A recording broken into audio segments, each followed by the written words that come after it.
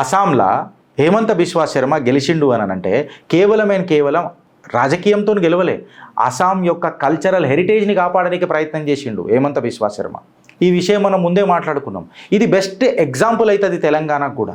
ఇది మనం ఏంటంటే ఆలోచించినామానంటే మనకు అవసరం లే, ఎందుకు మోడీ కటౌట్ ఉంది కదా. అరే మోడీ కటౌట్ క్యాటలిస్ట్ కావాలరా భయ్, బూస్ట్ కావాలా. సపోజ్ మ్యాజిక్ ఫిగర్ మనకు ఒక 65, 62 ఉన్నది అనుకుందాం తెలంగాణలో. 65, 66 అనేది లోకల్ క్యాటర్ తీసుకురావాలా. మోదీ అనేది సింగిల్ లార్జెస్ట్ పార్టీ. ఇప్పుడు బెంగాల్ ఎట్లయింది?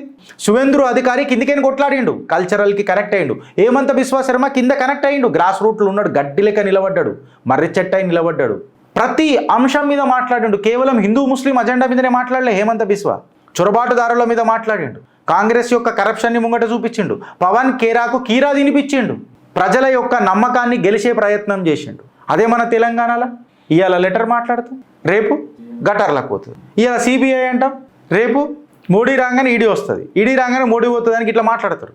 అంటే నేను అనేది ఏంటంటే ఉత్తరాన మీరు ఏదైతే లోకల్ కనెక్ట్ పెట్టిరు చూడు, దక్షిణాన ఎందుకు పెట్టలేకపోతున్నారు అనేది ఒక పెద్ద ప్రశ్న వస్తుంది.